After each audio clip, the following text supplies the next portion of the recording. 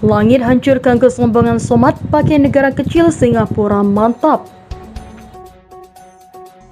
Diamalkan dengan cara yang berlainan.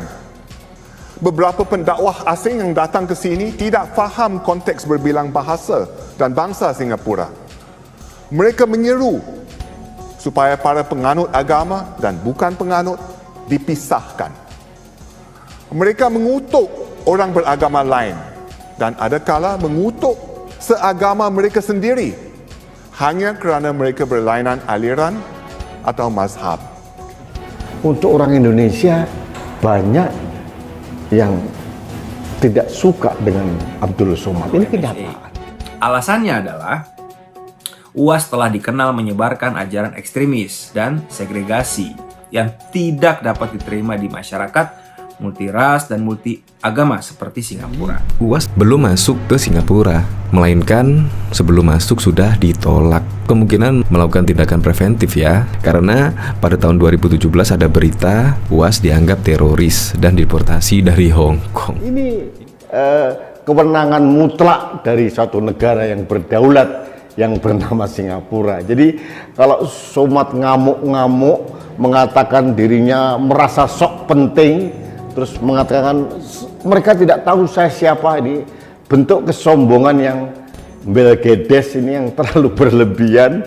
Ini aneh. Dia juga telah merendahkan anggota agama lain seperti agama Kristen dengan menggambarkan salib Kristen sebagai tempat tinggal jin kafir. Artinya ini mengklarifikasi ini para pengikut Somad, katanya Somad dideportasi gitu. Nah, ini karena mereka ini kurang literasi, termasuk Somad juga, mereka ini tidak tahu pengertian dideportasi atau mungkin Bahkan diketahui juga ternyata UAS bukan hanya satu kali ini saja dideportasi di negara lain, ya seperti ini dari Jawa Pos. Pada tahun 2017 dianggap teroris, UAS dideportasi dari Hong Kong. Nah ini juga breaking news, Ustadz Somad UAS ditahan di imigrasi Singapura dan dideportasi. Ada apa? Nah ternyata usut punya usut, UAS bukan dideportasi tetapi ditolak masuk di Singapura. Ditolak. Kesombongan Abdul Somad yang begitu tinggi dihancurkan oleh negara Singapura yang begitu kecil. Abdul Somad adalah sosok yang sombong banget, menganggap dirinya paling benar dan orang lain selalu salah dan kafir. Bahkan dia nggak sadar kalau pemeluk agamanya itu nggak lebih gede dari agama Kristen secara jumlah. Secara perspektif global, Abdul Somad ini nggak ada apa-apanya. Tapi ya ibarat katak dalam tempurung, merasa tempurung itu adalah dunianya. Begitulah yang terjadi pada Abdul Somad. Dia lupa bahwa di atas langit masih ada langit. Kesombongannya yang begitu membuncah membuat banyak orang jeli dan gak senang sama dia. Kesombongannya dalam berkata-kata mengatakan bahwa di dalam salib ada jin kafir sambil melakukan pose seperti orang disalib dengan lidahnya yang menjulurkan keluar. Pada akhirnya membuat orang ini dicekal oleh negara kecil. Pencipta itu maha lucu. Pencipta itu tidak pernah menggunakan kontrol yang besar untuk menjatuhkan orang yang merasa dirinya besar. Justru pencipta menggunakan hal-hal yang kecil untuk mempermalukan orang sombong bernama Abdul Somad itu. Dia menggunakan negara kecil Singapura yang secara jumlah penduduk enggak lebih banyak daripada warga satu kota DKI Jakarta yang berhasil digoblok-goblokin sama Anies Baswedan lewat isu suku, agama, ras, dan antar golongan.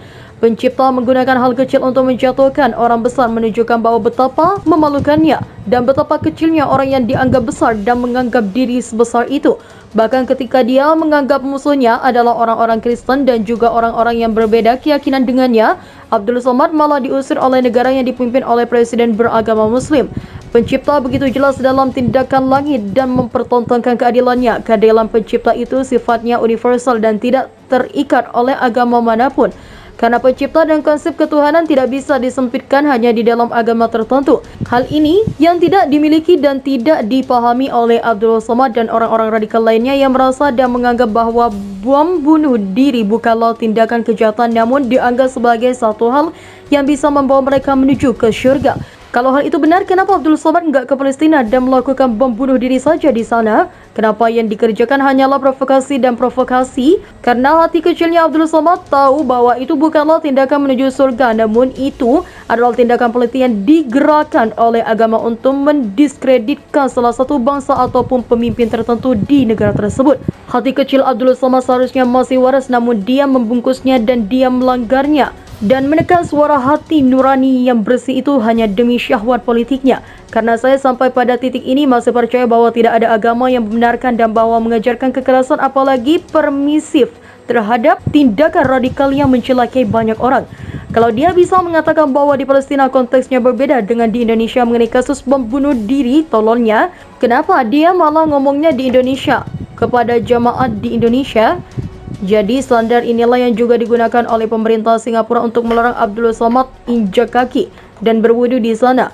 Kita sudah paham siapa Abdul Somad setelah Singapura mencekalnya. Sekarang waktunya Ma'ruf Amin untuk membuktikan dirinya bahwa WA kepercakapan Wakil Presiden Indonesia dengan pemerintah Singapura mengenai melawan radikalisme dibuktikan. Apakah Ma'ruf Amin berani membuktikan dirinya melawan radikalisme atau tidak lewat kasus Abdul Somad ini? Wajah NKRI dipertaruhkan oleh kejadian ini. Apakah Ma'ruf Amin hanya melakukan lip service? Dia kan yang saat itu menjadi perwakilan Presiden Joko Widodo untuk bertemu dengan orang Singapura dan berbicara mengenai melawan radikalisme. Singapura sudah membuka serangan. Apakah sekarang waktunya Indonesia yang dalam kasus ini adalah Ma'ruf Amin sebagai orang yang paham agama untuk menumpas radikalisme di negara Indonesia? Dan kita tahu sama-sama bahwa Abdul Somad sudah dicap radikal oleh dunia. Maka dengan ini kita pasti menuntut Densus 88 anti teroris untuk turun tangan dan menyelesaikan tugas mereka untuk melindungi negara ini dari Abdul Somad. Begitulah lindung-lindung.